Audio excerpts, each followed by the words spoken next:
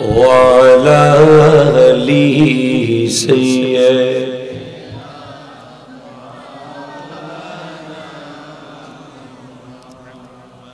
দেখুন একটা মাহফিলকে আপনারা অনুষ্ঠান মনে করবেন না। This is not any kind of political gather. This is not any kind of social gather. It's an institute. একটা মাহফিল অনুষ্ঠান না, এটা একটা প্রতিষ্ঠান। এখান থেকে 10 জন বাচ্চা ওই পিছনে সুন্দর তোমার বন্ধুর সাথে যাবে। আব্বু প্লিজ, বড় এই 10 জন বাচ্চা ওই তোমাদের বন্ধুদের সাথে প্লিজ আব্বু যাও যাও যাও বাবা। ওখান থেকে 10 জন যুবক এখানে আসবে, 10টা যুবক চাচ্ছে। 5 মিনিট পরে প্রস্তাবের যদি না আসেন, প্লিজ আবু প্লিজ, তোমরা দূর থেকে শুনতে পাবে, তোমাদের কানের পাওয়ার অনেক বেশি। ছোট তো ওনারা মুরব্বীরা একটু সামনে বসুক, আসেন আসেন। হ্যাঁ সুন্দর, এই তো ঠিক আছে, ওই বন্ধুদের সাথে।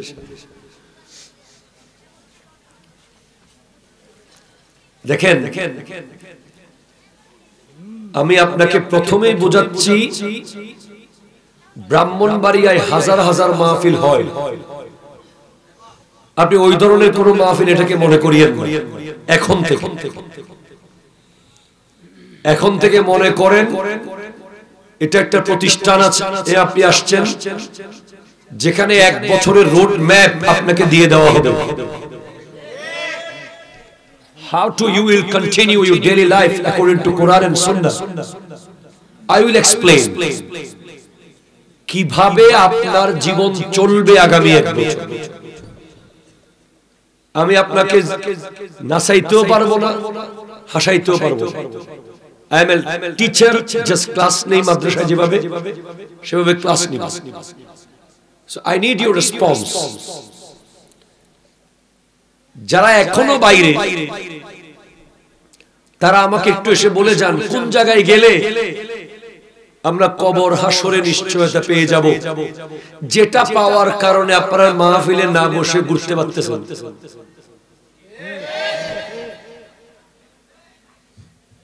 আল্লাহর কোরআনের তাফসীর চলছে, নবীজির হাদিসের বয়ান চলছে।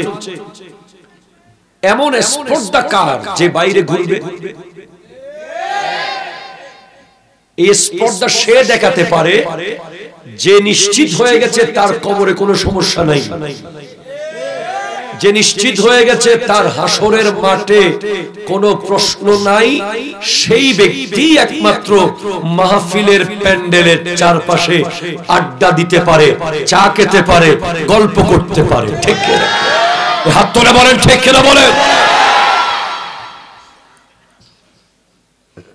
যার ভিতরে যারা পরিমাণ কবরের টেনশন থাকবে,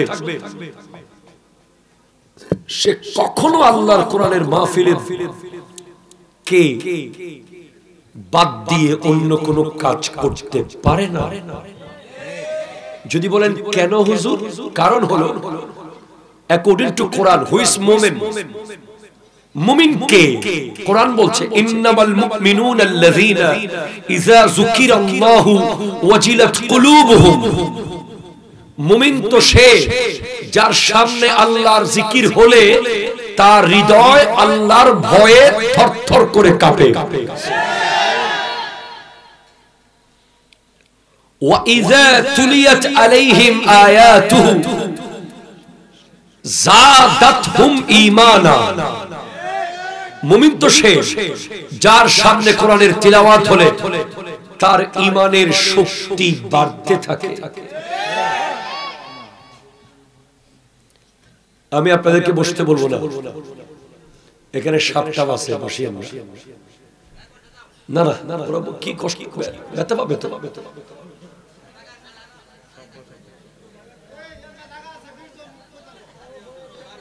বসো, কিয়ামতের মাঠে জয়নুল আবেদিনকে ধরবে তোমরা। হুজুর আর একটু ডাইক্কা ডুইক্কা বসাইতেন, আর একটা জিকির থাকলে তো পার হয়ে যেত। তুমি দেখতে পাবা একটা জিকির কম পড়ে যাবে, শুধু একটা দরুদ শরীফ কম পড়ে যাবে, সব ক্লিয়ার করছো। এখন জান্নাতে ঢুকবার টাইম এসে গেছে, বলে না আর একটা নেকামল লাগবে। তখন আপনি মনে মনে বলবেন, হাইরে চন্দ্রপুর নিজামুদ্দিন গোষ্ঠীর মাহফিলের হুজুর কত ডাকছিল, যদি বসে যেতাম অন্তত ওয়াজ তো প্রতিদিন শুনি, একটা জিকির তো হয়ে যেত, একবার দরুদ শরীফ তো পড়া হতো। এজন্য বোকারাই এসব প্রোগ্রাম পাওয়ার পরেও আফসোস করে, কালকে তো আর হবে না। জাইনুল আবেদিন কাদেরী কি আর কালকে আসবে?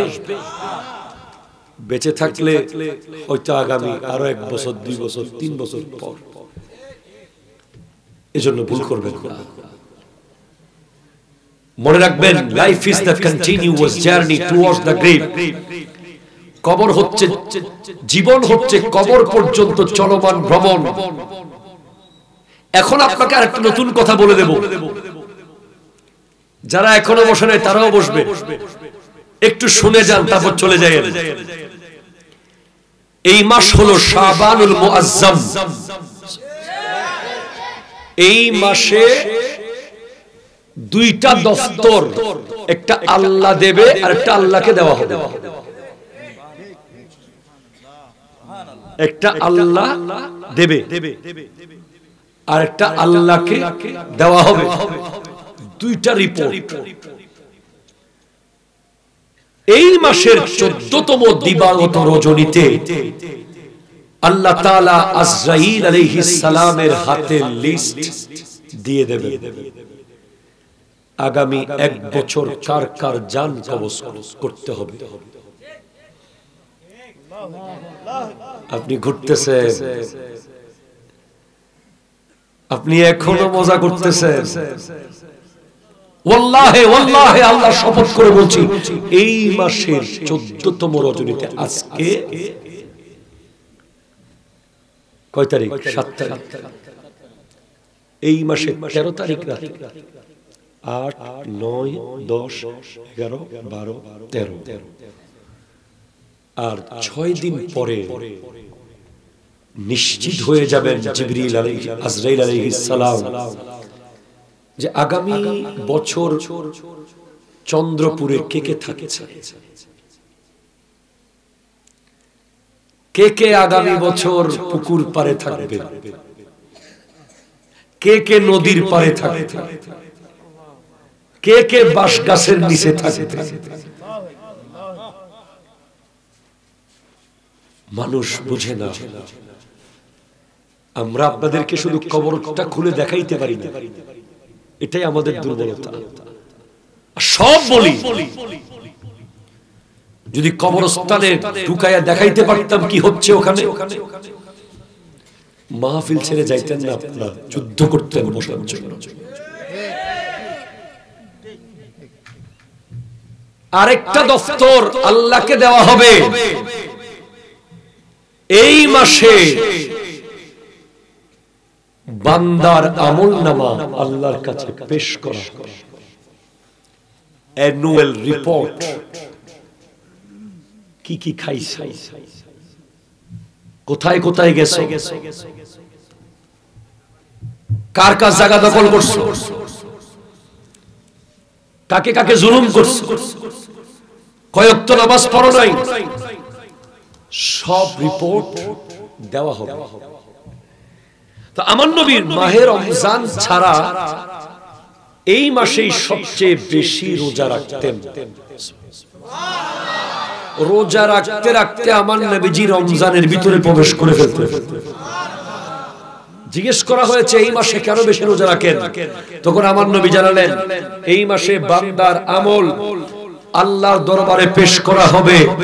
আমি চাই আমার আমলনামা যখন আল্লাহর কাছে যাবে তখন আমি রোজাদার অবস্থায় থাকি। ওটার কোনো ফিক্সড ডেট নাই, কোন দিন যাচ্ছে, এই মাসে যাবে। ধর আজকে যদি যায় আমাদের 1 বছরের রিপোর্ট। আপনার বন্ধু এখন মোটরসাইকেল নিয়ে ঘুরতেছে, আপনার আরেক বন্ধু এখন চার দোকানে আড্ডা দিচ্ছে, হয়তো গীবত করছে। আপনার আরেক বন্ধু বিপিএল ফাইনাল দেখছে, আর আপনি কোরআনের মাহফিলে বসা। বসিয়েন না, দরুদ শরীফ। আল্লাহুম্মা সাল্লি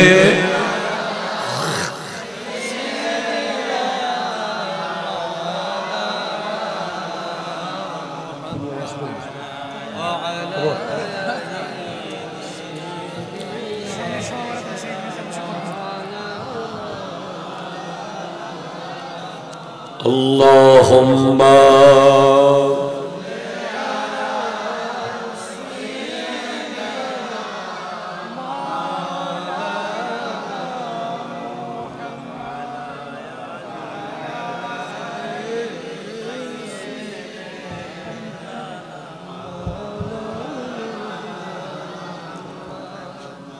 Subhanallah walhamdulillah la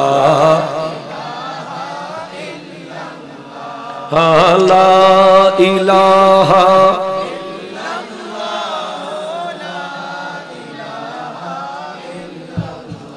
jore subhanallah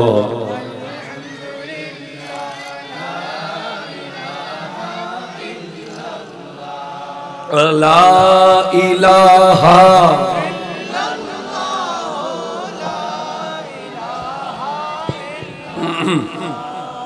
أعوذ بالله من الشيطان الرجيم بسم الله الرحمن الرحيم فكنتم أمواتا فأحياكم ثم يميتكم ثم يحييكم ثم إليه ترجعون وأيضا قال الله تعالى في مكان آخر يا أيها الذين آمنوا قوا أنفسكم وأهليكم نارا وقال النبي صلى الله عليه وسلم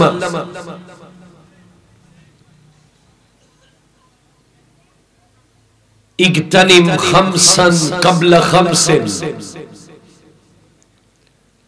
شبابك قبل حرمك وصحتك قبل سقمك وفراغك قبل شغلك وحياتك قبل موتك وغناك قبل فقرك أو كما قال عليه الصلاة والسلام صدق الله مولانا العظيم وصدق رسوله النبي الأمين المكين الكريم الرؤوف الرحيم ونحن على ذلك لمن الشاهدين والشاكرين والحمد لله رب العالمين ربي صلي وسلم وبارك عليه يا عربي يا قرشي يا هاشمي يا لقبي يا مكي يا مدني يا مطلبي সকলে একবার ব্যক্ত কণ্ঠে যতটুকু আওয়াজ আছে মোহাব্বতে বলুন ইয়া রাসূলুল্লাহ ইয়া হাবিবাল্লাহ ইয়া নবী আল্লাহ ইয়া নূর আল্লাহ ইয়া রাহমাতাল লিল আলামিন।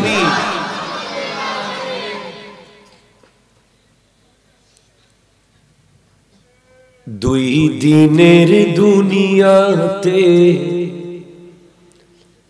কত জনের দেখা, হাসি খুশি সব ছেড়ে যেতে হবে একা। নেওয়ার জন্য আসিবে একটি কাঠের গাড়ি, সেই গাড়ির শেষ স্টেশন কবর হবে বাড়ি। কবর দেশে থাকবে না রে কোনো আলো বাতি, বাতি তোমায় নিতে হবে করিয়া সাথী। বাতি হবে আমল নামা, বাতি হবে আমল নামা, ছেড়ে দাও জমিদারি। সেই বাড়ির শেষ, সেই গাড়ির শেষ স্টেশন কবর হবে বাড়ি। ঠিক না? আল্লাহ শায়ের বলছে, मैं कब्र अंधेरी में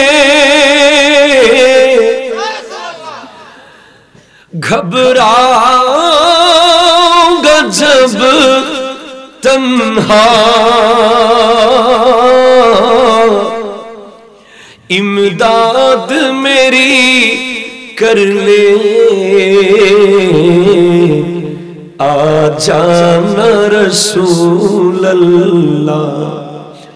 रोशन मेरी तुर्बत को लिल्लाह जरा करना, जब वक्त नज़ा आए दीदार आता। অন্ধকার ওই কবরে একা ভয় পাবো আমি কবরে। নবী তুমি এসে যেও আমায় বুকে টেনে নিও। মঞ্জুরে দোয়া আমার মকবুল করো ও খুদা। দুনিয়া থেকে যখন চলে যাব নবীকে পাশে রেখো। হে রাসূল তোমায় ভালোবাসি অন্তরে শুধু মুখে না। জান্নাতের আশায় নয় হে রাসূল, জাহান্নাম কেউ ডোরে না। সুবহানাল্লাহ বলেন, আল্লাহু আকবার বলেন। ঐতিহ্যবাহী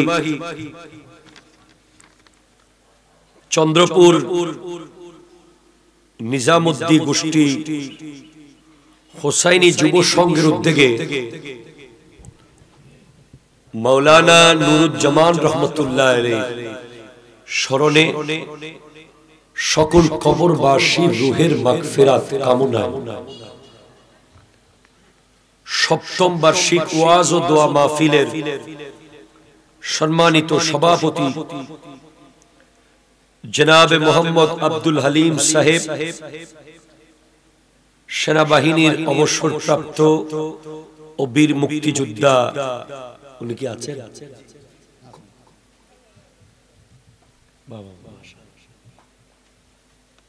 আল্লাহুম্মা বারিক ফি হায়াতি। আমিন। সহসভাপতি জনাব মোহাম্মদ হাফিজুর রহমান সাহেব, আল্লাহুম্মা বারিক ফি ইলমিক ওয়া ইজ্জাতিক। আজকের প্রধান অতিথি জনাব মোহাম্মদ মতিউর রহমান সাহেব আসেন। আমার আগে কথা বলেছেন মুফতি জুবায়ের আহমদ ফাতিহি বিন হুসাইনি, আরবি প্রভাষক, আদমপুর ফাজিল মাদ্রাসা, এবং অসংখ্য আমন্ত্রিত উলামায়ে কেরাম, বিশেষ করে হুজুর তো ওইদিন ছিল আমার সাথে, ওদের নামটা কি জানেন? আমিন রেজা সাহেব, আমিন রেজা আল কাদরি সাহেব, বলেন মারহাবা।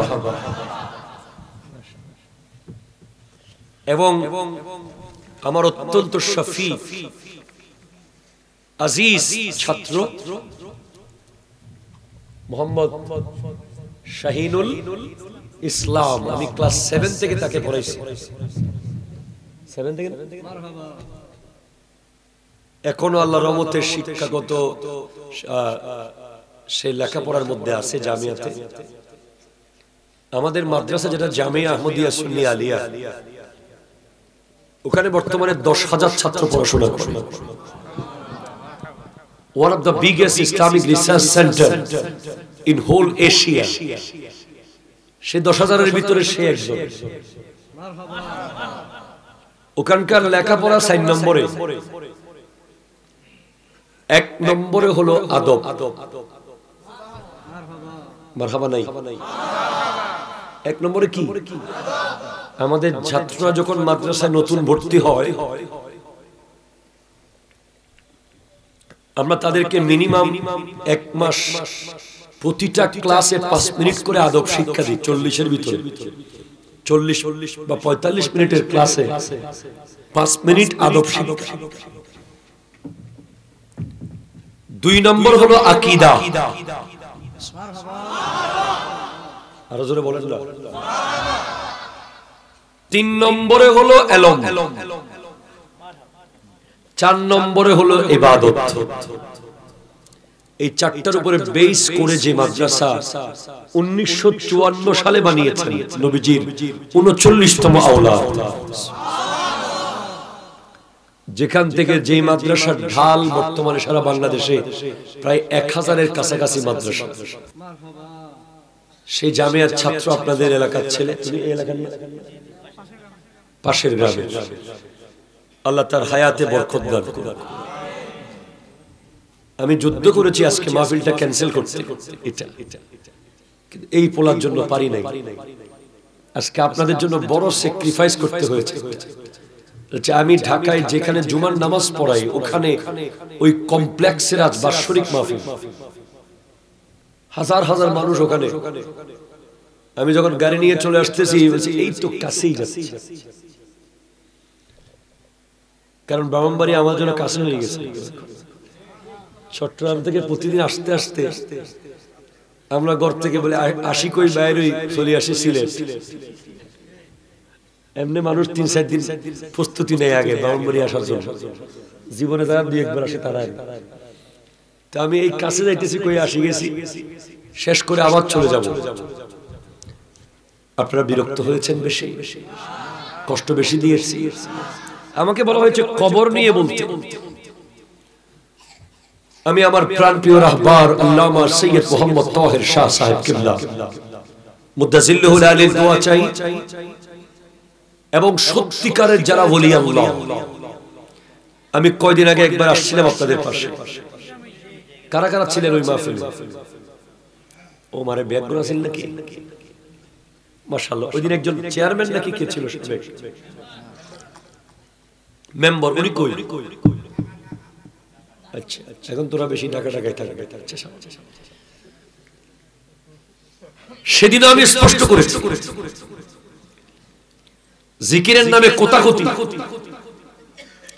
জিকিরের নামে নাচানাচি, ওরসের নামে নারী পুরুষের অবাধ মেলামেশা, এবং শরীয়ত তরিকত বাদ দিয়ে পীরগিরি, এরা হচ্ছে ভণ্ড ভণ্ড ভণ্ড। ঠিক কিনা কথা বলেন? এই হাত ধরে বলেন ঠিক কিনা?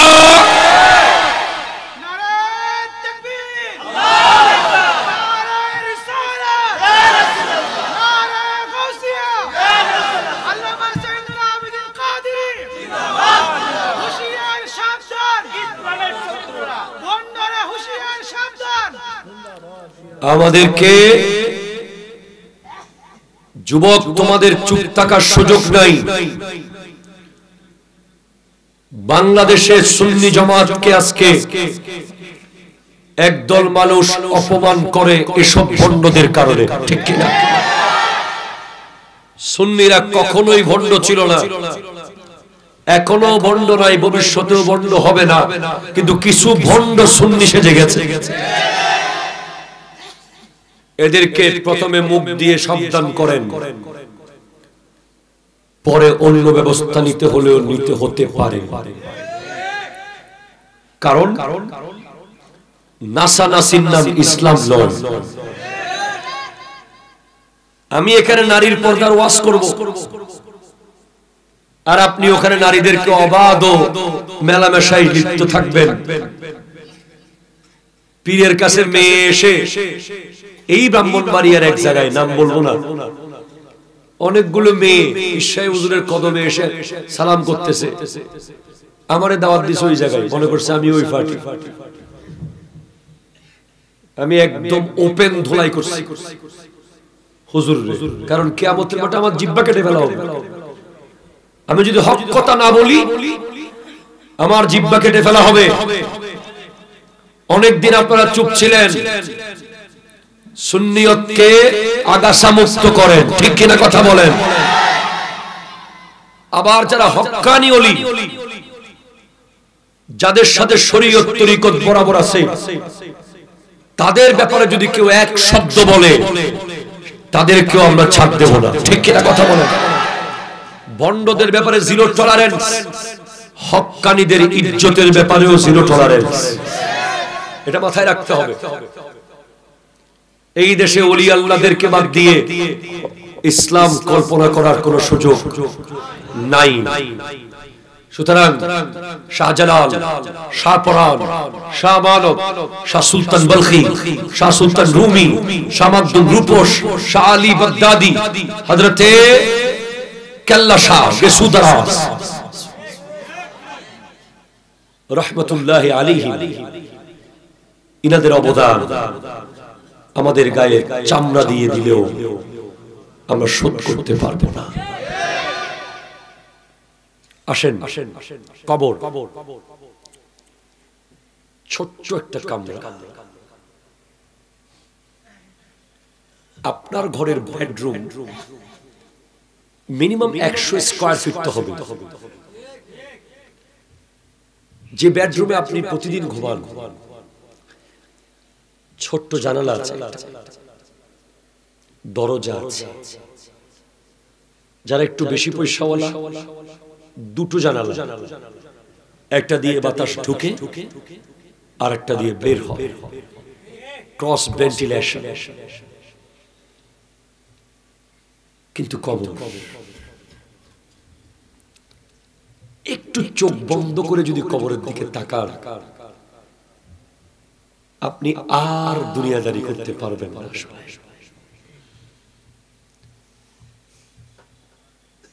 আমি সেদিন গত 2 সপ্তাহ আগে সাতক্ষীরা গিয়েছিলাম একটা মাহফিলে, সুন্দরবনের 8 ঘন্টা আগে। জীবনে আমি প্রথম গিয়েছি ওয়াজ মাহফিলে, এর আগে একবার গিয়েছিলাম ছোটবেলায় নাত মাহফিলে সাতক্ষীরা। আমাকে তারা আমার সকল ছেলে পেলেদের টিকিট দেয় নাই, আমার একজনের ফ্লাইটের টিকিট দিয়েছিল। আমার পুরো পথে মনে হয়েছে আমি বোধহয় দম বন্ধ হয়ে যাবে। বারবার ছটফট করছি যে আমার এদিকে আমার এই ছেলেটা নাই, ওইদিকে এই ছেলেটা নাই, যারা সবসময় আমার সাথে গাড়িতে থাকে। সেদিনের কথা আমি বারবার বলি,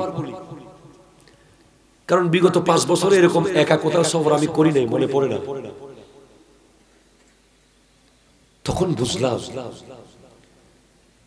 আমি একটা মাহফিলে একা যেতে পারতেছি না। আমার সবাইকে চিনতেছি, বিমানের সব যাত্রী চিনতেছে, এরপরে মনে হচ্ছে আপনজন নাই, কে নাই, কে নাই। ওই কবরে কিভাবে সম্ভব? আপনি কিভাবে দুনিয়াদারি করেন? একজন তাবেঈ ছিলেন রবি বিন হুসাইন। আরো জোরে বলেন না। রবি বিন হুসাইন, উনি কবরের ভয়ে তাবেঈ সাহাবীদেরকে দেখেছেন। সাহাবীদেরকে দেখা মানে ঈমানের সাথে জাহান্নামের আগুন থেকে মুক্ত। নবীজি ইরশাদ করেছেন, লা তামুসুন নারু মুসলিমান রানি ওয়া মান রাআ মান রানি। যে ব্যক্তি মুসলমান অবস্থায় আমি নবীকে দেখলো, তার জন্য জাহান্নামের আগুন হারাম, তাকে জাহান্নামের আগুন টাচ করবে না। এবং আমাকে যারা দেখলো মুসলমান অবস্থায়, তাকেও জাহান্নামের আগুন টাচ করবে না।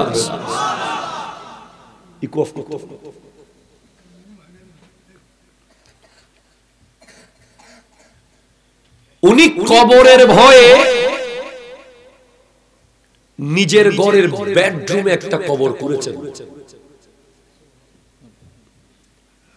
এখান থেকে গিয়ে যদি আপনারা কেউ ঘরের বেডরুমে, আর যেই ঘরে আপনি বিবিকে নিয়ে ঘুমান, ওখানে যদি কবর করা শুরু করেন, বিবি কি বলবে?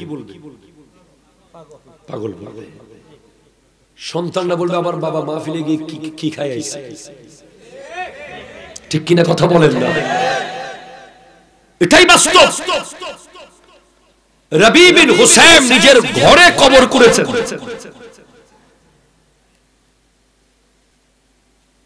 কেন জিজ্ঞেস করা হলো? উনি যখন মনে হতো একটু দুনিয়াবাজ হচ্ছেন বা দুনিয়ার দিকে নজর দিচ্ছেন বা দুনিয়ার খেয়াল একটু বেড়ে যাচ্ছে, তখনই উনি কবরটা খুলে ওখানে গিয়ে শুয়ে যেতেন, উপরের দরজা বন্ধ করে দিতেন। এরপর উনি প্রচন্ড কান্না করতেন কবরে শুয়ে শুয়ে। কাঁদতে কাঁদতে কাঁদতে যখন মনে হতো যে চোখের পানি বোধহয় শেষ, তখন উনি কবর থেকে উঠতেন আর নিজেকে নিজে বলতেন, রবি, এবার তুমি শেষবারের মতো কবর থেকে উঠার সুযোগ পেয়েছ, হয়তো পরের বার তুমি আর ওঠার সুযোগ পাবে না। কবর, কবরের বর্ণনা দিতে গিয়ে বিজ্ঞানীরা বলছে, যখন একজন লাশ কবরে রাখা হয়, 3 দিনের মধ্যে এক ধরনের পোকা কবরে আসে, যে পোকা শরীরের ভিতরে প্রবেশ করে। তারা একটা স্মেল, একটা দুর্গন্ধ ছড়ায়, যে দুর্গন্ধের কারণে আরো অসংখ্য পোকা ইনভাইটেড হয়, খেয়ে ফেলে। হ্যাঁ, আমার আল্লাহ সেটাই বলছেন। সূরা বাকারার মধ্যে বলছেন, ফাকুনতুম আমওয়াতান, তুমি তো মৃত ছিলে। তুমি কি ছিলে? মৃত। তুমি চেয়ারম্যান ছিলে না,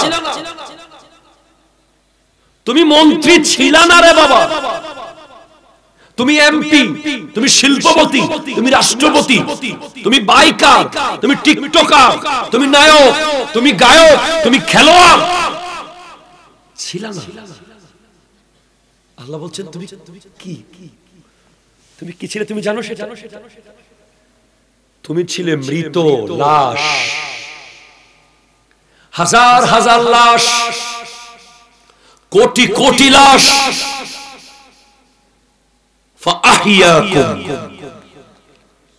আমি আল্লাহর মন চেয়েছে তোমাকে জিন্দা করব, আমি তোমাকে জীবিত করেছি। তোমাকে দুনিয়ায় আসার প্রোগ্রাম করে দিয়েছি। তার মানে শেষ করে দেই নাই, তোমাকে ছেড়ে দেই নাই। সুম্মা ইউমিতুকুম, আবার তুমি মারা যাবে। সুম্মা ইউহয়িকুম, আবার তুমি জিন্দা হবে। সুম্মা ইলাইহি তুরজাউন, 5 নম্বরের স্টেজে গিয়ে তোমাকে আমি আল্লাহর সামনে আসতে হবে। আপনাকে ব্রাহ্মণবাড়িয়ার ওই শহরের দামি বাড়ির টাইলস থেকে বানানো হয় নাই, আপনাকে গুলশানের ওই ফ্ল্যাট বাড়ি থেকে বানানো হয় নাই, আপনাকে বসুন্ধরা সিটির ওই অ্যারিস্টোক্রেট বিল্ডিং থেকে বানানো হয় নাই, আপনাকে দুবাইয়ের বুর্জ খলিফা থেকে বানানো হয় নাই, আপনাকে আমেরিকার হোয়াইট হাউস থেকে বানানো হয় নাই, আপনাকে বানানো হয়েছে আপনার বাড়ির বাঁশ গাছের নিচে কবরস্থান থেকে। আল্লাহ বলছেন মিনহা খালাকনাকুম ওয়া ফিহা নুঈদুকুম ওয়া মিনহা নুখরিজুকুম তারাতান উখরা। তুমি কোথায় চলে গেছো? অহংকার তোমাকে কোথায় নিয়ে গেছে? তোমার রশি বাঁধা ওই চন্দ্রপুর গ্রামে। কথা বলেন না ঠিক কিনা? তুমি নিজেকে অনেক কিছু মনে করিও না, তুমি কিছুই না। আল্লাযী জামা মালাহু ওয়া আদ্দাদা ইয়াহসাবু আন্না মালাহু আখলাদা। বোকারা টাকা জমায় আর গনে। কথা বলো ঠিক কিনা? জোরে বলেন না। জমায় আর গনে, মনে করে যে টাকা তাদেরকে দুনিয়াতে বাঁচিয়ে রাখবে। মাইকেল জ্যাকসন নাম শুনেছেন?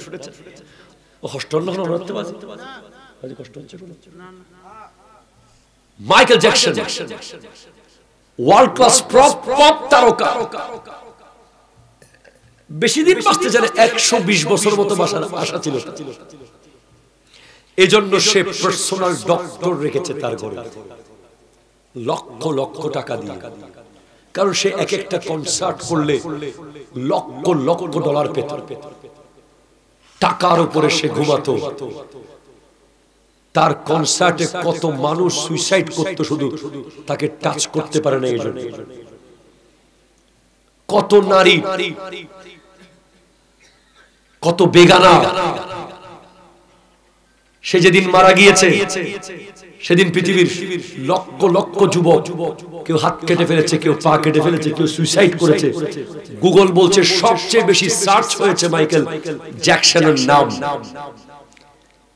সে মরতে চায় না, সে পার্সোনাল ডক্টর রেখেছে অনেকগুলো,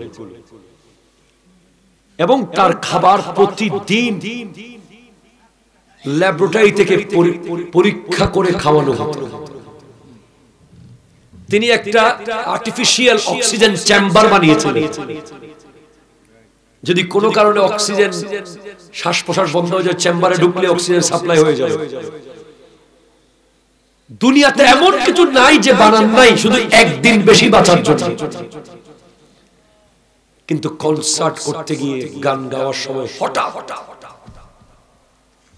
ধপ করে পড়ে 50 বছর বয়সে মারা গেছে। হ্যাঁ,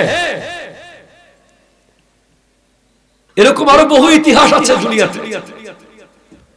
আমরা নিজে দেখেছি কোভিড-19 এর সময় 6 মাস ঘর থেকে বের হয় নাই, ঘরে বাজার করাইয়া নিয়ে গেছে, বাইরে পরিষ্কার করে ধুইয়া হ্যান্ড গ্লাভস পরে বাজার ধরছে। বাইরে যে বাজার করতে গেছে কাজের লোক, তার করোনা হয় নাই। ভিতরে যে 6 মাস বার হলে তার করোনা হয়ে গেছে। কথা কম না। আজকের আমেরিকাকে আপনি দেখেন, পৃথিবী কোনোদিন ভাবে নাই হলিউডের পাহাড় জ্বলবে। পৃথিবী কোনোদিন চিন্তা করে নাই লস অ্যাঞ্জেলেস জ্বলবে। পৃথিবী কোনোদিন ভাবতে পারে নাই যে ক্যালিফোর্নিয়া এভাবে জ্বলতে থাকবে আর ফায়ার সার্ভিসের 17,000 কর্মী সরি বলবে। তারা বলছে we are sorry, we have nothing to do, it's on creator. এখন তোমাদের শেষ ভরসা একমাত্র আল্লাহ। এটাই পৃথিবী। আজকের দিনে ইসলামিক রেকর্ডিং একটা চ্যানেল আছে সোশ্যাল মিডিয়ায়, ওখানে একটা ভিডিও আমার গত একদিনে প্রায় এখন 1 মিলিয়ন হয়ে গেছে। আমি দেখলাম সোশ্যাল মিডিয়ায় একটা বিয়ে বাড়ি, কোনায় একটা খাট, খাটে একটা লাশ, এদিকে লাশ পড়ে আছে, এদিকে বিয়ে চলতেছে। কথা বলেন না ঠিক কিনা বলেন? আপনারা দেখেছেন তো, লাশ পড়ে আছে, এটলিস্ট সেদিন বিয়েটা বন্ধ রাখতে পারত, অথবা কোনো মতে সালাম দোয়া করে শেষ করতে পারত না। ওই কোনায় বেচারা পড়ে আছে, বাবা, মেয়ের বাবা, যতটুকু জেনেছি। আর এদিকে সবাই গিফট দিচ্ছে, মেহমান আসতেছে, ছবি তুলতেছে, খানা খাচ্ছে। এটাই দুনিয়া। আমি দেখেছি সুপ্রিম কোর্টের একজন বিশ্ববিখ্যাত লয়ার মরে পড়ে আছে ঘরের সিঁড়ির নিচে। ঘরের মানুষ একটা পুরাতন বেডশিট দিয়ে ঢেকে রেখেছে। বলেছি নতুন একটা বেডশিট দেওয়া যায় না? বলে না, ওটা সহ ফেলে দেবে। আমি দেখেছি এয়ারপোর্টে টাকার মেশিন, কথা বলেন না ঠিক কিনা? টাকার মেশিন লাগেজ যেভাবে মোড়ায় টেপ দিয়া, হাইরে টাকার মেশিন, হাত পা বাইন্দা এয়ারপোর্টের স্ক্যানার দিয়ে বের হচ্ছে। পরিবার আনতে যায় না, সারা জীবন যাদেরকে টাকা দিয়েছে, ওরা বলছে লাশ আনানোর টাকা আমাদের নাই, যার মন চাই সে আসবে। আমি দেখেছি আপনি যাদের জন্য আজকে করতেছেন, আপনি কোনদিন তাদের কাছ থেকে কিছু পাওয়ার আশাই করবেন না। আপনি আল্লাহর কাছে পাওয়ার আশাই করেন। তারা একদিন বলবে কি করেছো। কথা বলেন না ঠিক কিনা? জোরে বলেন। This is the family, this is the reality. আপনার শক্তি আছে, পৃথিবী আপনার। টাকা আছে, পৃথিবী আপনার। অসুস্থ হয়েছেন, আপন নাই, সবাই পর। হ্যাঁ, এটাই বাস্তবতা, এটাই পৃথিবীর নিয়ম। আপনার বন্ধু কবরের পার পর্যন্ত যেতে পারবে। অনেক বন্ধু ফেসবুকে স্ট্যাটাস দিয়ে দেবে, জানাজায় আসবেও না। আপনার অনেক বন্ধু ফেসবুকে লিখে দেবে আমার অমুক মারা গেছে, ইন্না লিল্লাহি ওয়া ইন্না ইলাইহি রাজিউন, জানাজায় যাওয়ার টাইম পাবে না। অনেক বন্ধু জানাজায় গেলেও কবরে নামানোর টাইম থাকবে না। আপনার বিবি কবরের পার পর্যন্ত, আপনার সন্তান কবরের পার পর্যন্ত, একমাত্র আপনি আপনার কবরে, আপনার রব আপনার সাথে, আপনার নবী আপনার কবরে। ঠিক কিনা? হাত তুলে বলেন ঠিক কিনা বলেন। এজন্য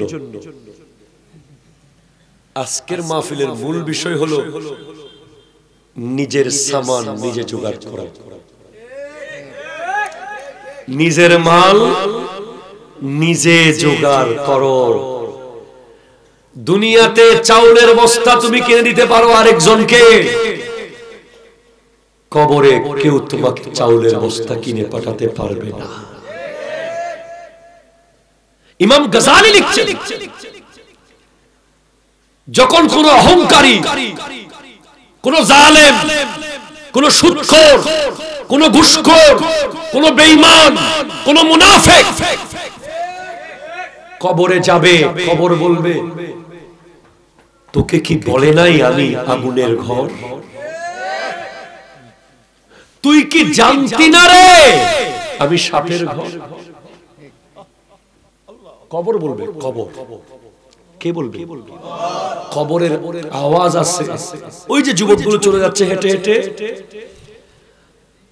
আগামী 100 বছর পর থাকবে না। আপনি দেখেন না, এখানে আমরা যারা আছি, এই মাইকের ড্রাইভার, এই সাউন্ড সিস্টেম ভাই, এই ক্যামেরাম্যান ভাই, এই জয়নুল আবেদিন, ইনারা এখানে এই মুহূর্তে যতজন আছে ঠিক মাত্র 100 বছর। তাও আমি বেশি বলেছি, বর্তমান গড়াই অনুযায়ী আমি বেশি বলে ফেলেছি। 100 বছর পরে এখানে এই বাচ্চা বাচ্চা সবাই, একটু দেখেন, একটা লাইন বুঝেন, কেউ নাই। ঠিক 100 বছর যেতে 100 মাসও লাগে না। এই 2020, এই 2024 চোখের পলকে চলে যাচ্ছে, চোখের পলকে। এই জানুয়ারি, এই ডিসেম্বর, এই জানুয়ারি, এই ডিসেম্বর, এই জানুয়ারি, এই ডিসেম্বর। আপনার জন্ম কত সালে? জন্ম? আচ্ছা আচ্ছা, আপনারটা মনে আছে? জন্ম সাল?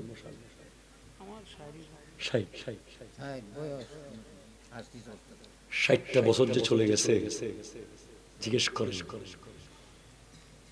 চোখের পলকে। হ্যাঁ, আমি আপনাকে এগুলো স্মরণ করে দিতে আসছি। ঠিক 100 বছর পরে কেউ নাই। সবাই কোথায়? জি, এটা জোরে বলেন না, কোথায়? জি জি, হ্যাঁ। মোটরসাইকেল জায়গায় পড়ে থাকবে, চাবি লটকে থাকবে, মোবাইল ফোনে তোমার নাম্বার যাদের সেভ আছে, কল আর যাবে না। ফেসবুক একটা স্ট্যাটাস তোমার আইডি নিচে লিখে দেবে, হি ইজ ডেড। ফেসবুক একটা সফটওয়্যার, একটা সিস্টেম দেওয়া আছে, ওই মানুষটা মারা গেলে ফেসবুক বিভিন্নভাবে বুঝতে পারে। এটাই বাস্তবতা। কবর জিজ্ঞেস করবে, তোকে কি বলে নাই আমি কে? তোকে কোন জুমার খতিব বলে নাই আমি কে?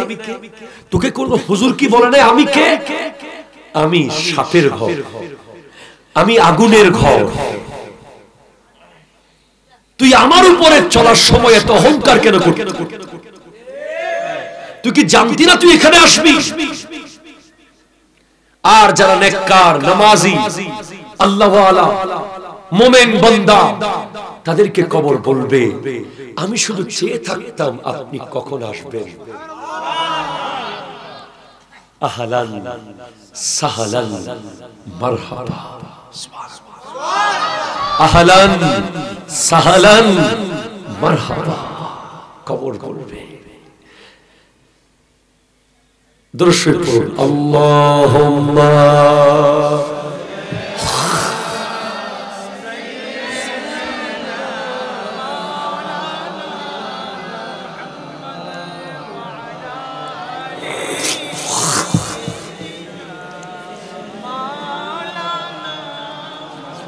সোনার মদিনা, আমার প্রাণের মদিনা, সোনার মদিনা,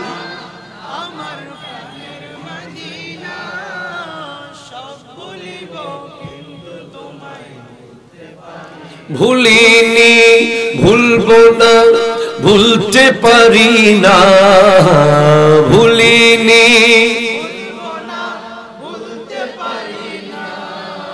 সবই ভুলিব কিন্তু তোমায়। জান্নাতের বাগান তোমায় নবী বলেছে, খাকে শেফার অধিকারী তোমায় করেছে। জান্নাতের বাগান তোমায় নবী বলেছে, খাকে শেফার অধিকারী তোমায় করেছে। অধম বলে কেমন করে যাব মদিনা, অধম বলে কেমন সবই ভুলিব কিন্তু তোমায়। চিৎকার দিয়ে বলেন সুবহানাল্লাহ। অনেক কথা শেষ হবে না, এখন বাঁচার উপায় কি? কবর কবর কবর।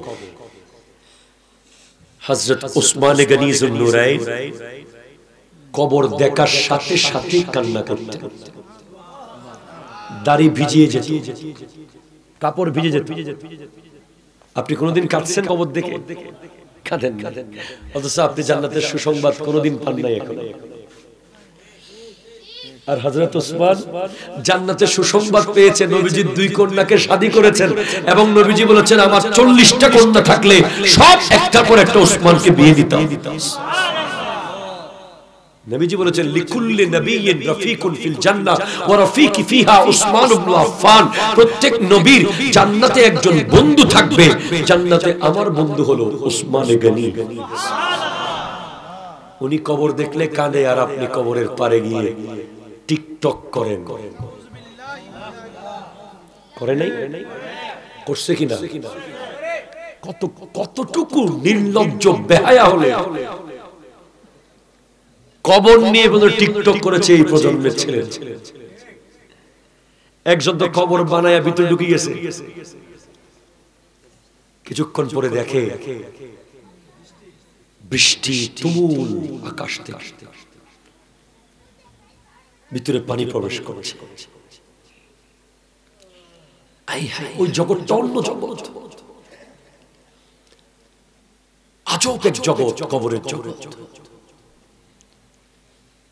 যেখানকার এক একটা কাহিনী পড়লে আমরা আতকে উঠি, অবাক হয়ে যাই। হযরত আলী রাদিয়াল্লাহু তাআলা আনহু একবার এক কবরস্থানের পাশ দিয়ে যাচ্ছিলেন, ভিতর থেকে আওয়াজ আসতেছিল ইয়ামিনি নারুন ইয়াসারি নারুন তাহতি নারুন ফাওকি নারুন।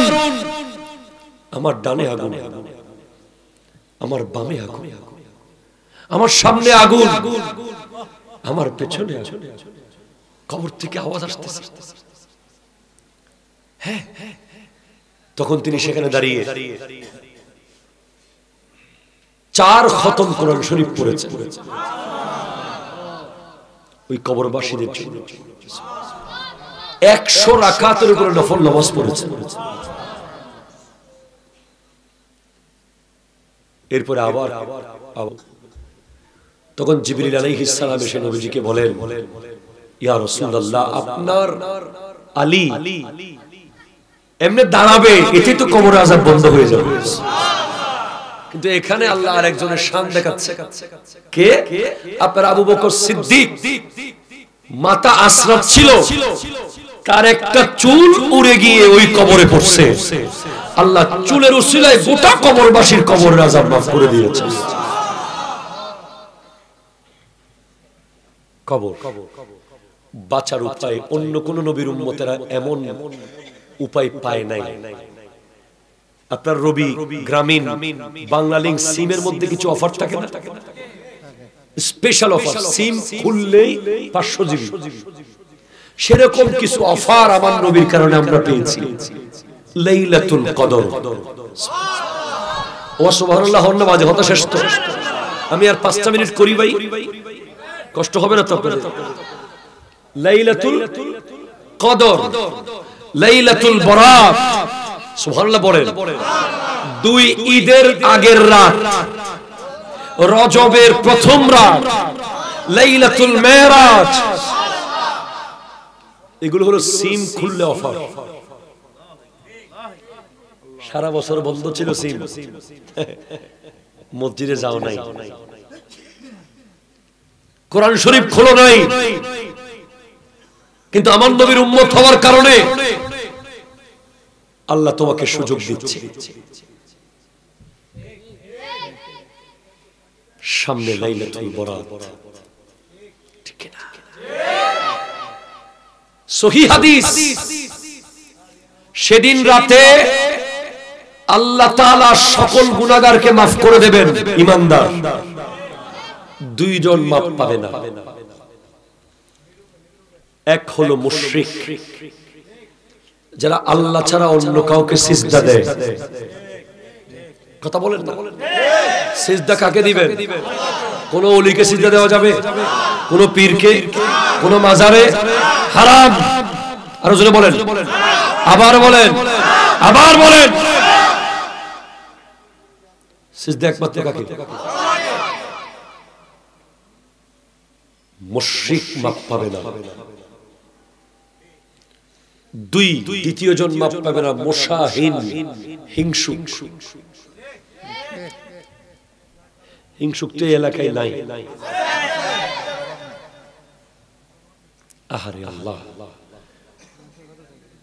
ওয়াল্লাহি ওয়াল্লাহ, আল্লাহ শপথ করে বলছি, আমি আপনাকে সহিহ হাদিস থেকে বলছি, লাইলাতুল বরাতের রাতে আল্লাহ বনি কালব পুত্রের বকরির পশম পরিমাণ মানুষের গুনাহ মাফ করে দেবে, কিন্তু হিংসুক মাফ পাবে না।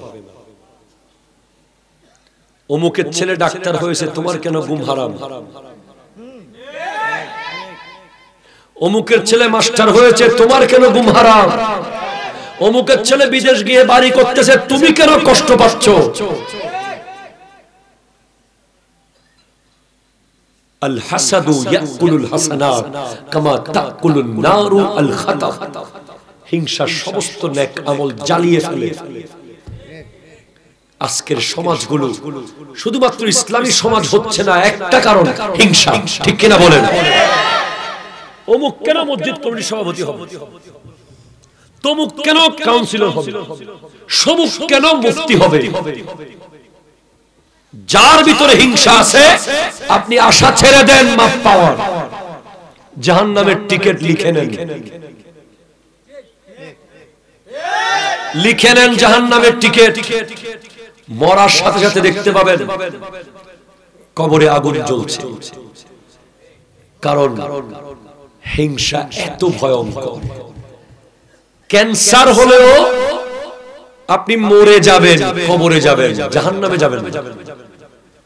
কিন্তু ক্যান্সারের চেয়ে আরো ভয়ানক রোগ হলো হিংসা। যার ভিতরে জররা পরিমাণ আছে, বিন্দু পরিমাণ, সে কোনোদিন নবীজির দিদারের আশা করতে পারে না, সে কোনোদিন জান্নাত আশা করতে পারে না, সে কোনোদিন ক্ষমা আশা করতে পারে না।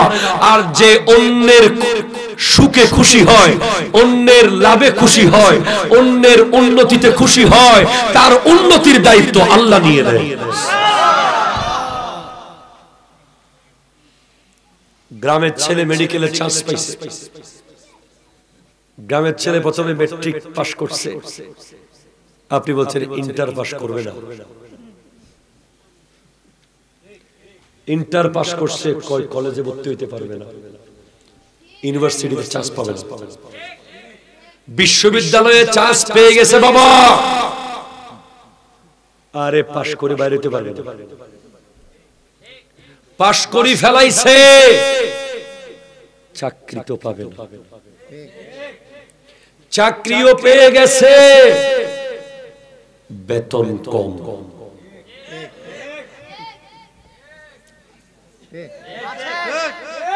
আছে আছে, ওনাদেরকে বলে দেন লাইলাতুল বরাতে যেন ওনাদের এমনি যেতে পারে, বলছে লাভ হবে না।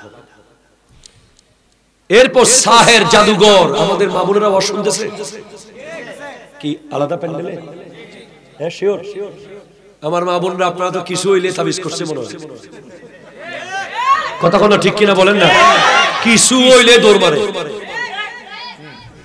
যত টাকা তাবিজের পিছে খরচ করছে, অত টাকা দিয়ে একটা ছয়তলা বাড়ি হয়ে যাইত। জামাই ম্যানেজার গরম অফিস থেকে আইসে, একটু তাকাচ্ছে কম, আইরে তাবিজ করে শেষ করে দিচ্ছে। ফলা মার সাথে একটু কম কথা কইছে, আইরে আমার ফলাটা শেষ করে দিল, দৌড়। আর ওদিকে তো বসে আছে গাছ বাবা, নলা বাবা, রশি বাবা, সুতা বাবা, বালু বাবা, শামুক বাবা, জিনুক বাবা, বিড়ি বাবা। ওরে বাবা,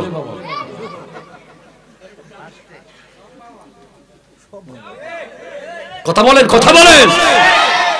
আপনি আমাকে বলতে জানুল আবেদিন কাদের মনে ওয়াহাবি হয়ে গেছে,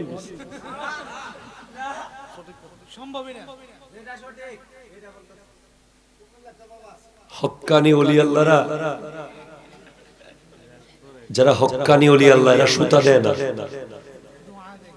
দোয়া দেয়। কি দেয় বাবা? দোয়া। আমি আমার হুজুর কেবলাকে দেখেছি, আল্লামা তাহের শাহ সাহেব কেবলা। আমি ওয়াল্লাহি নিজের পীরের পাবলিসিটি করতে আসি নাই। আমি একজন আলেম হিসেবে বলছি, আমি যদি ভুল বলি আমার জিহ্বা কেটে ফেলা হবে কিয়ামতের মাঠে। হুজুর বাচ্চা নেই हो रहा, মানে বাচ্চা হচ্ছে না। হুজুর বলে দোয়া कीजिए। হুজুর কি বলে?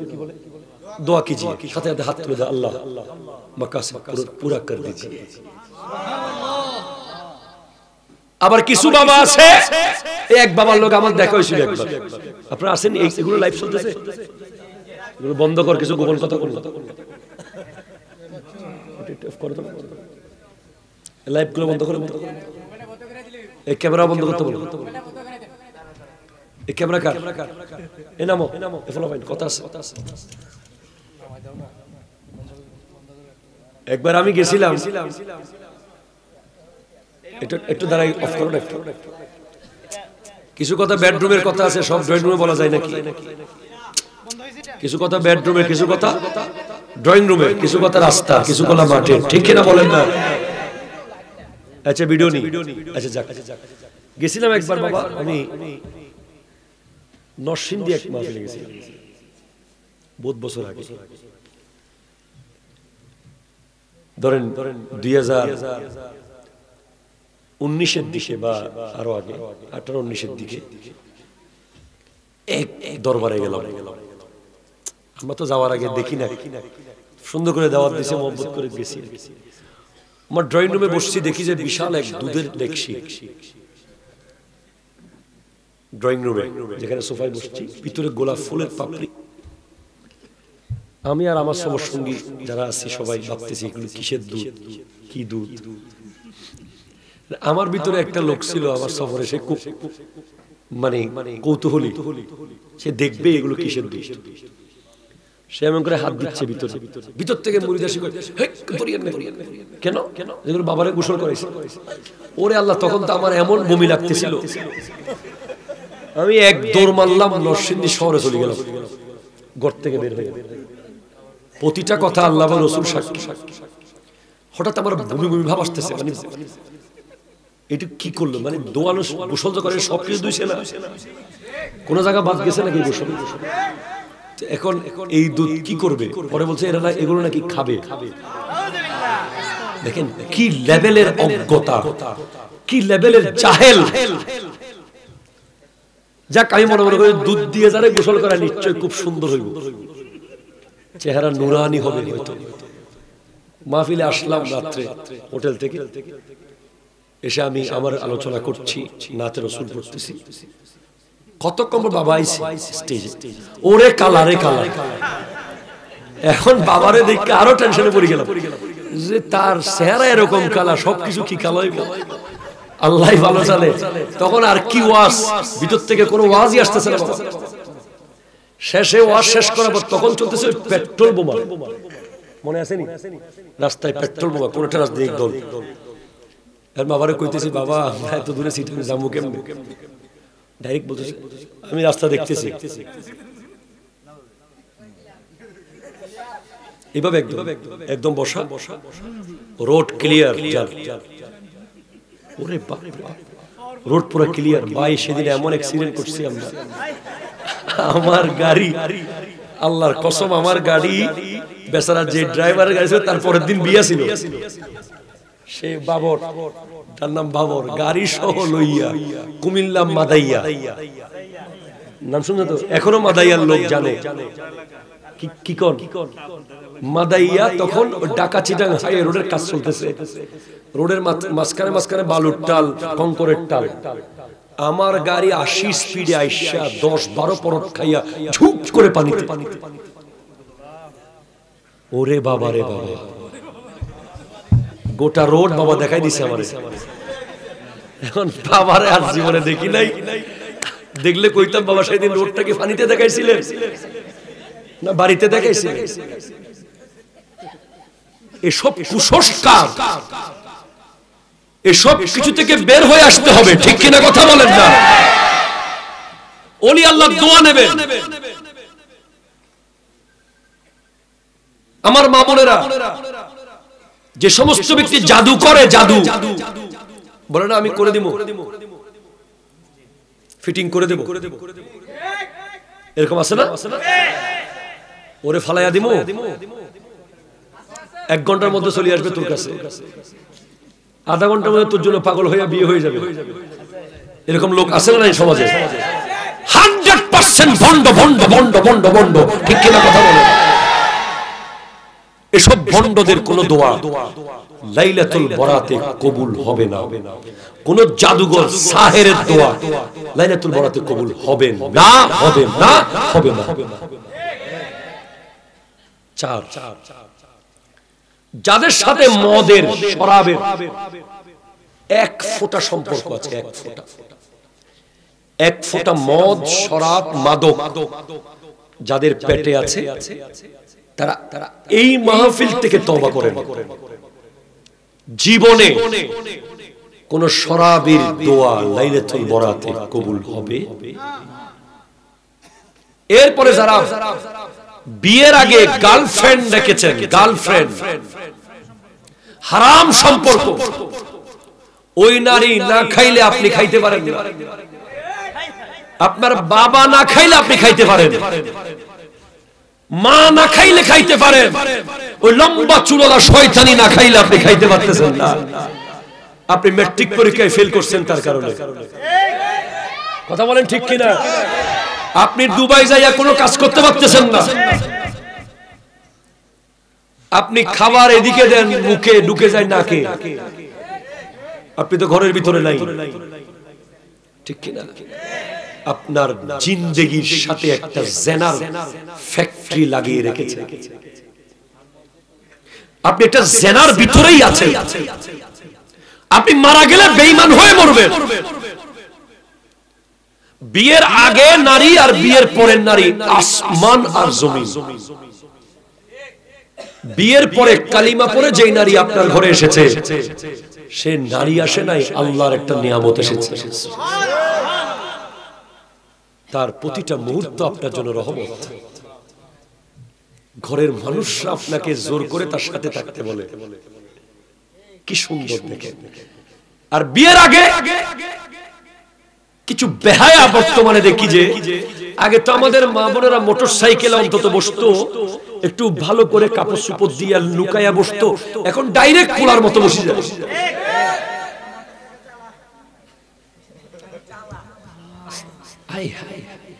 আমার দয়াল নবী মেরাজুন নবী থেকে এসে সাইয়্যিদা ফাতেমা রাদিয়াল্লাহু তাআলা আনহার ঘরে কান্না করে আর বলে, ফাতেমা ফাতেমা, আমার নবী অঝরে কান্না করে আর বলে, মা রে, আমি জাহান্নামে এতগুলো নারীকে দেখেছি, এত ভয়ঙ্কর আযাবে দেখেছি। হযরতে ফাতেমাতুজ জাহরা রাদিয়াল্লাহু তাআলা আনহা বলেন, আব্বা জান আপনি কি দেখলেন ইয়া রাসূলুল্লাহ, একটু বলেন না। আমার নবী বলেন, আমি এক ধরনের নারীকে দেখেছি, চুলের মুঠিতে লটকিয়ে রাখা হয়েছে জাহান্নামে। আরেক ধরনের নারী দেখেছি যাদেরকে জিহ্বার মধ্যে লোহার শিক দিয়ে লটকিয়ে রাখা হয়েছে। আরেক ধরনের নারী দেখছি যাদেরকে দুধের মধ্যে, বুকের দুধের স্তনে লোহার শিকল মেরে লটকিয়ে রাখানো হয়েছে। আরেক ধরনের নারী দেখেছি যাদের মাথা কুকুরের মতো, শরীর গাধার মতো। আরেক ধরনের নারী দেখেছি যাদের হাত পা বেঁধে তাদের গায়ের দিকে সাপ আর বিচ্ছু ছেড়ে দেওয়া হয়েছে। আরেক ধরনের নারী দেখেছি যারা মুখ দিয়ে আগুন বের হচ্ছে, শরীরের বিভিন্ন অঙ্গ দিয়ে আগুন ঢুকতেছে আর বের হচ্ছে। ইয়া রাসূলুল্লাহ, তারা কি কারণে শাস্তি পাচ্ছে? প্রথম যে নারী দেখেছি মাথার চুলের মুঠিতে যাকে লটকিয়ে রাখা হয়েছে, সে হলো ওই নারী যে দুনিয়ার বেগানা পুরুষকে চুল দেখাতো।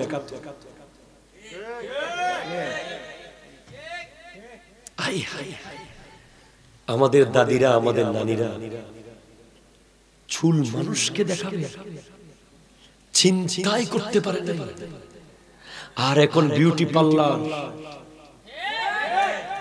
দুঃখটা ওই জায়গায় যে এগুলোকে হারাম মনেই করে না, এগুলোকে গুনাহ মনেই করে না। আপনি এখন বলতে যান, বলতে 2024 সালে বেড়া এগুলো চলে নাকি? 2024-এ কি ইসলাম পাল্টে গেছে? কোরআনের আইন পাল্টে গেছে?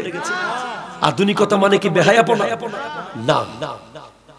আমার মা বোনেরা যারা ওয়াজ শুনতেছেন, আজকে থেকে মাথার চুল যেন আপনার স্বামী আর আপনার সন্তান যারা আপনার জন্য সামনে দেখাশোনা করা বৈধ তারা ব্যতীত অন্য কোন পরপুরুষ যার সাথে আপনার বিয়ে যায়, যার সাথে আপনার বিবাহ জায়েজ, এমন পুরুষ যদি আপনার চুল দেখে, আপনি জাহান্নামে চুলের উপরে লটকে থাকার জন্য প্রস্তুতি নেন। আমি কি কষ্ট দিচ্ছি বেশি? 2, যাদের জিহ্বার মধ্যে লটকিয়ে রাখা হয়েছে তারা ওই নারী যারা স্বামীর সাথে কথায় কথায় তর্ক করে। জানি আপনাদের এলাকার বিবিরা অনেক ভালো, তাই আপনারা কেউ কথা বলতেছেন না এই ব্যাপারে। আপনারা কি বিবিকে ভয় পান নাকি? হয়তো ভয় পান, অথবা বউ পাগলা, একটাও হওয়া যাবে না। কথা বলেন ঠিক কিনা? বিবিকে যারা ভয় পায় তারা দাইয়ুস, তারা দাইয়ুস। আর অনেকে বউ পাগলা হয়ে বউরে মা বানাই দেয়, মানে মা থাকবে মাথায়, বিবি থাকবে সিনায়। আপনি এখন বিবিরে নিয়ে গেছেন মাথার উপরে, মারে নিয়ে আসছেন নিচে, হবে না। আবার অনেকে বিবির লগে সমস্ত পাওয়ার দেখায়। অফিসের রাগ বিবির সাথে, তরকারির লবণ একটু কম হইলেই ডেকসি মেলা মারে। অনেক বড় বীর পুরুষ, বাইরে কাপুরুষ। এটাও হওয়া যাবে না। নবীজি বলেছেন, উত্তম পুরুষ সে যে তার স্ত্রীর কাছে উত্তম।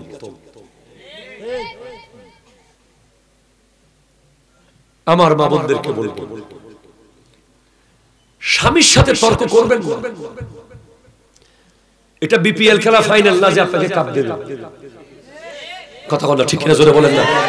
স্বামী স্ত্রীর ঝগড়া যদি স্টেডিয়ামে হইতো, 20,000 লোকে দেখতো, একটা ক্র্যাশ দিত, তাইলে কইতাম করেন। এখন এই ঝগড়ার অডিয়েন্স হচ্ছে শয়তান। কোন মতে যদি আপনাদের পার্ট করে দিতে পারে, সে গিয়ে পুরস্কার নিয়ে নেবে। আপনার জীবন তো শেষ। স্বামীর সামনে একটা লাইন, ঠিক আছে সরি আমার ভুল হয়ে গেছে, এই একটা আমার ভুল হয়ে গেছে, আপনার সংসারকে আরো 10 বছর আগায় নিতে পারে। ঠিক কিনা কথা? আর তুমি কি বুঝো?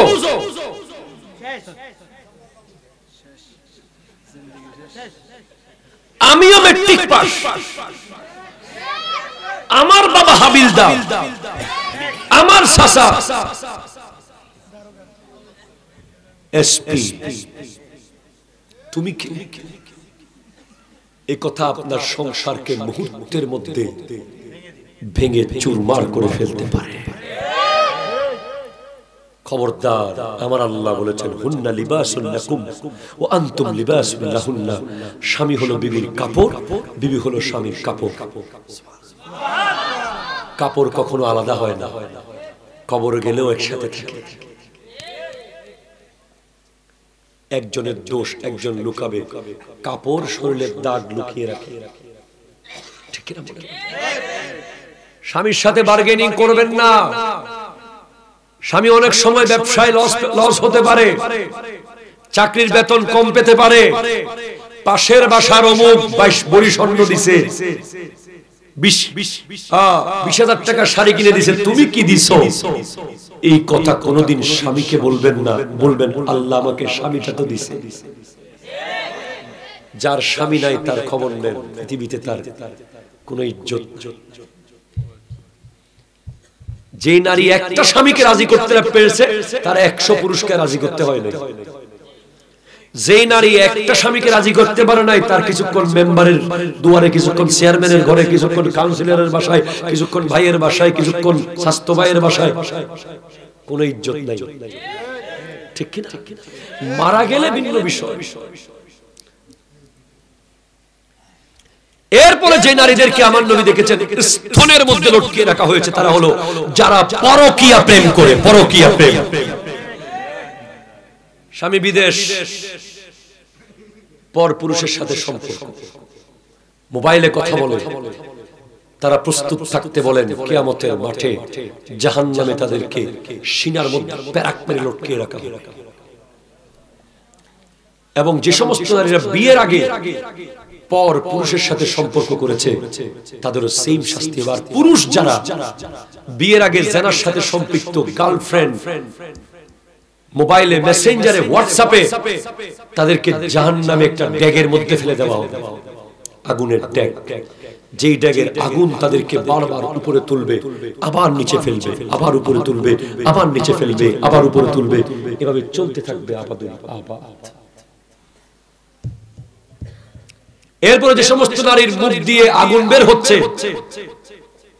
তারা ওই সমস্ত নারী যারা উপকার করে খোঁটা দিত, আছে না নাই? যে সমস্ত নারীর মাথা কুকুরের মতো, বডি গাধার মতো, তারা ওই সমস্ত যারা চুগলখড়ি করে। আর যে সমস্ত নারী হাত পা বেঁধে বিচ্ছু আর সাপ ছেড়ে দেওয়া হয়েছে, যারা ভালোভাবে পবিত্র হয় না এবং নামাজ নিয়ে ঠাট্টা করে, এই শাস্তিগুলো জাহান্নামে হবে। যাই হোক, আমি আপনাদেরকে অনেক কষ্ট দিয়েছি। লাইলাতুল বরাতে যদি আল্লাহর দরবারে দোয়া কবুল করাতে চান, সর্বশেষ যেটা সবচেয়ে মূল্যবান সেটা হলো বাবা এবং মায়ের সন্তুষ্টি। আপনি বড় নামাজি, বড় হাজি, বড় গাজী, বড় দানবীর, বড় শিল্পপতি, বড় রাষ্ট্রপতি, বড় মুহাদ্দিস, বড় মুফতি, বড় ইমাম, সব ঠিক আছে, ওই আপনার মায়ের কালো কালো হয়ে যাওয়া পায়ের তলাটা আছে না,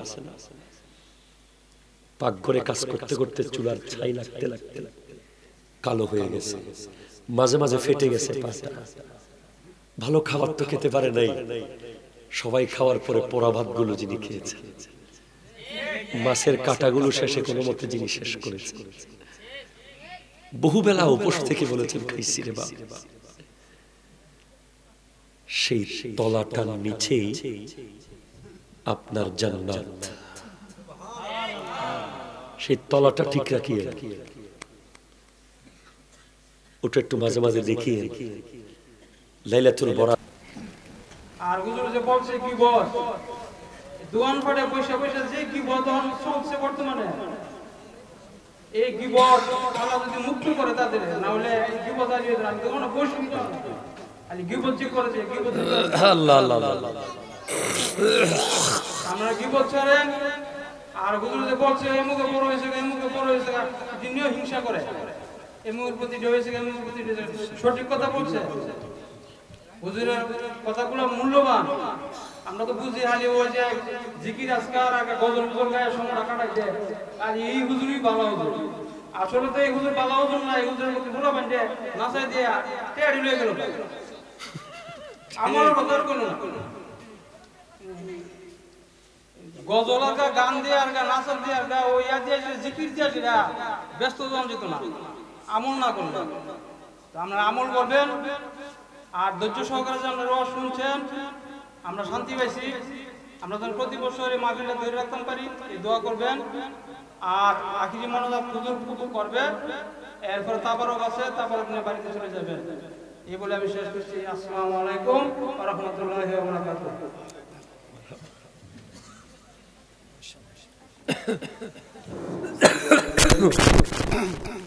আসসালামু আলাইকুম।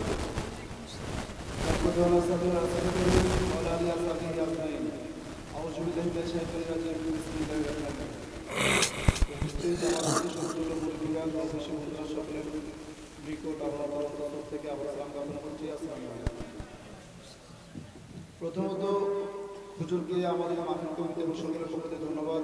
হুজুর সুন্দর সাজানো গোছানো এবং কোরআন হাদিস ইতিহাসের বিষয়ে সুন্দর পঙ্খানুপুঙ্খ আলোচনা করেছেন, তার জন্য অসম্ভব এই সুন্দর আলোচনার জন্য আমরা অভিভূত এবং আমাদের পক্ষ থেকে হুজুরকে ধন্যবাদ।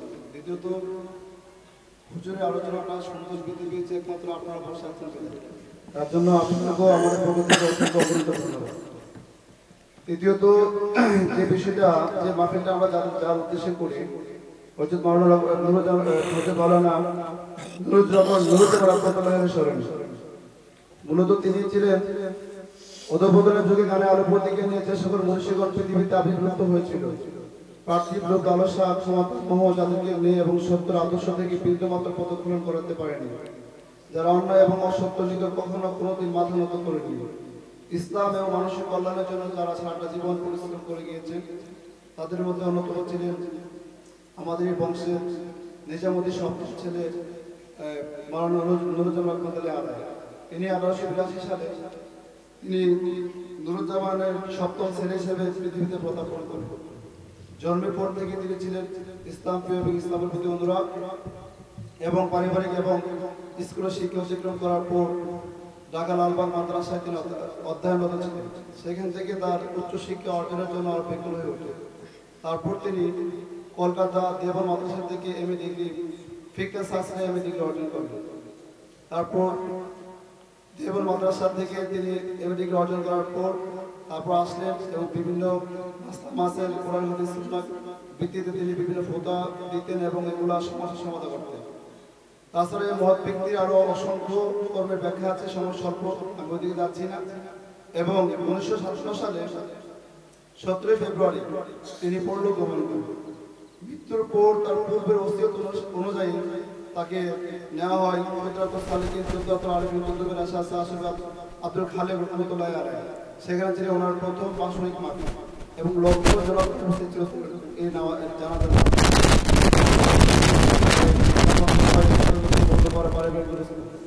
মূলত তাকে কেন্দ্র করে আমরা মাহফিলটা করে দিচ্ছি। তৃতীয়ত হলো এই মাহফিলটা আমরা এই সপ্তম বার্ষিক চলছে, 7 বছর যাবত আমরা করতেছি। কিন্তু অনেক আমাদের এই বংশের ছেলেরা যারা আছেন তারা মদ থেকে মাহফিলের জন্য টাকা পয়সা দেয় এবং আমি এই টাকাটা মেনটেন করি কোষাধ্যক্ষ হিসেবে। কিন্তু আমি আমার ভাই চাচা এবং বড় ভাই ছোট ভাই চাচা ওদের কাছে আমি কৃতজ্ঞ। ওরা আমাকে এক কথাই বলে যে তোমার হিসাব দিতে হবে, কিন্তু আমি কিন্তু আমার জায়গায় আমি সত্য থাকি, আমি হিসাব নিকাশ আয় ব্যয় খাত আমার কাছে থাকে, আমি রাখি। তো এরা একটাই কথা বলে যে তোমার কোন হিসাব নিকাশ চাইছে, আমি কি আপনারা চান আমার টাকা দায়িত্ব আছে, রেসপন্সিবিলিটি আছে। ঠিক আছে, আমি আপনারা আমি থেকে জানি আমরা সব সময় দেখি এবং সব কিছু শুনে আমার জায়গায় সত্য থাকার জন্য আমি আয়ের খাত ব্যয়ের খাত সুন্দরভাবে রাখি। কিন্তু ওরা কেন যেন আমার থেকে হিসাব নিতে রাজি না, তার জন্য আমি আমার বংশের ভাই এবং তাদের নিকট আমিও কৃতজ্ঞ। সুতরাং আমার কথা দীর্ঘায়িত করবো না। অনেক প্রতিষ্ঠা অনেক বিদেশে থাকেন, অনেক উদ্দেশ্যে টাকা দেন। ইয়া নবী সালাম আলাইকা ইয়া রাসূল সালাম আলাইকা ইয়া নবী সালাম আলাইকা সালাতুল্লাহ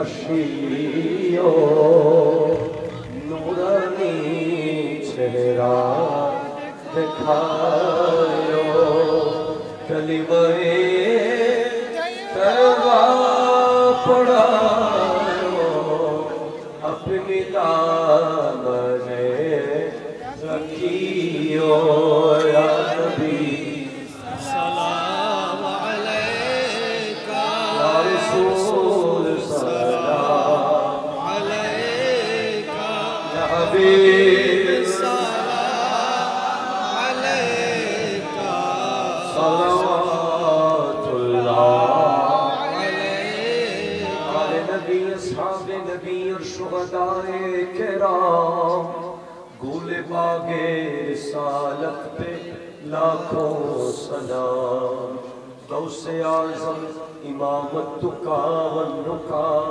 जलवाए शान कुदरत पे लाखों सलाम चौरबीसी कुटिया का तैयब ताहिरों साबिर शाह रौनके अहले सुन्नत पे लाखों सलाम जिनके हर आता सुन्नते मुस्तफा ऐसे पीरे तरीक़त पे लाखों सलाम मुस्तफा जाने रहमत पे लाखों सलाम शुम्ए अज़्मे है आयत पे लाखों सलाम या इलाही सबकाए मिलाद रसूल सलाम अज़ज़ाला व कबूल मदीने के चाँद हज़ारों सलाम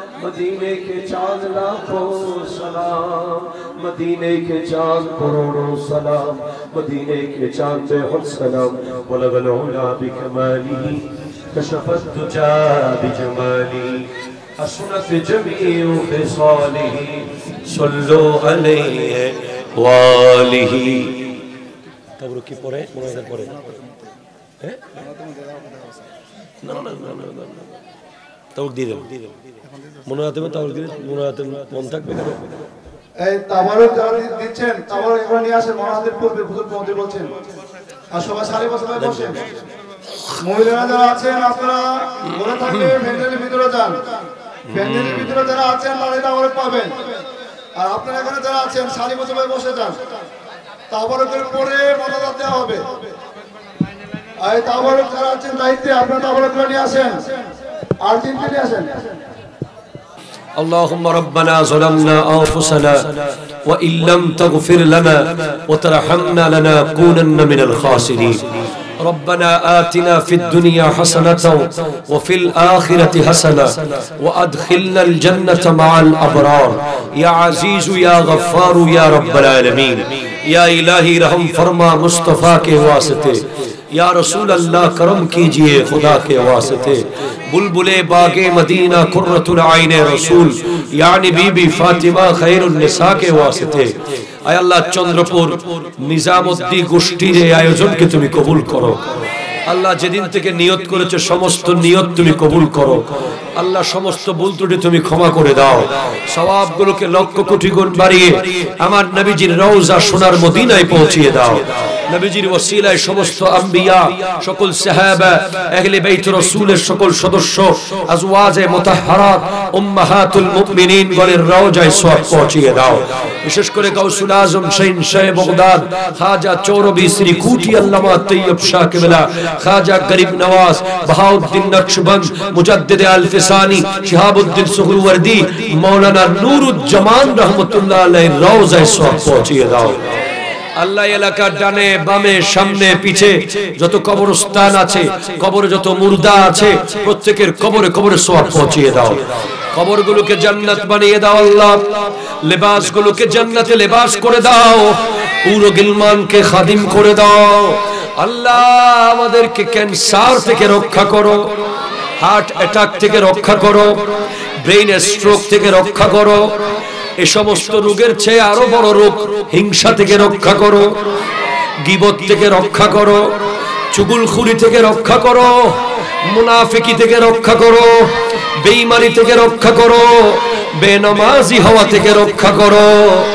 আল্লাহ লাইলাতুল বরাতের আগে আমরা যেন পাক্কা ঈমানদার হয়ে যাই রব্বুল আলামিন হাসপাতালের বিছানায় মরণ দিও না আল্লাহ রোড অ্যাক্সিডেন্টে মরণ দিও না আল্লাহ ঘরের কোনায় সন্তানের অবহেলায় মরণ দিও না আমাদের মরণ যেন জুমার নামাজে হয়ে যায় আমাদের মরণ যেন সিজদা অবস্থায় হয়ে যায় আমরা মরার আগে যেন কারো টাকা মাথার উপর না থাকে কারো জায়গা কারো হক কাউকে জুলুম করে কাউকে মনে কষ্ট দিয়ে যেন মারা না যায় মরার আগে সমস্ত বান্দার হক আদায় করার তৌফিক দিও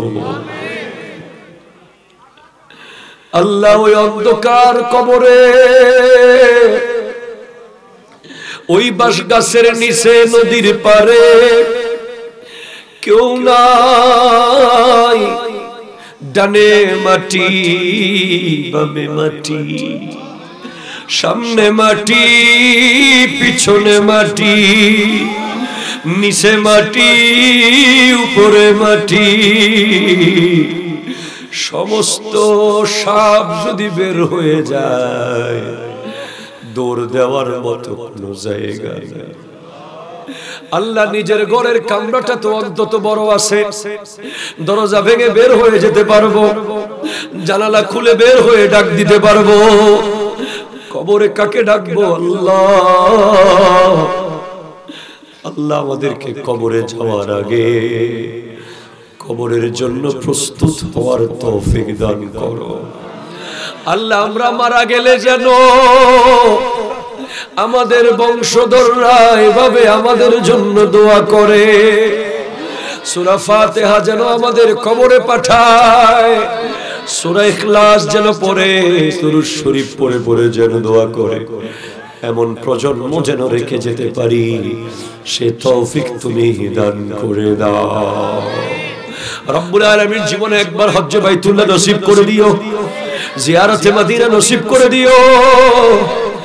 নবীরে না দেখাইয়া মরণ দিও না, আল্লাহ নবীজির দিদার নসিব করে দিও। আল্লাহ আমার যুবক ভাইদেরকে সুন্নতি লেবাস পরার তৌফিক দাও। আল্লাহ আখিরি ফরিয়াদ, রব্বুল আলামিন টাকার পিছে, খানার পিছে, বাড়ির পিছে আমরা যে পাগল হয়ে গেছি, আল্লাহ আমাদের এই সব থেকে মুক্ত করো আল্লাহ। আল্লাহ যেদিন দুনিয়া থেকে যাব, জান্নাতের কামরা দেখে জুমার নামাজে সিজদারত অবস্থায় নবীজির চেহারা দেখে দেখে আমাদের মুখে জারি করে দিও, লা ইলাহা ইল্লাল্লাহ মুহাম্মাদুর রাসূলুল্লাহ। আসসালামু আলাইকুম ওয়া রাহমাতুল্লাহি ওয়া বারাকাতুহু।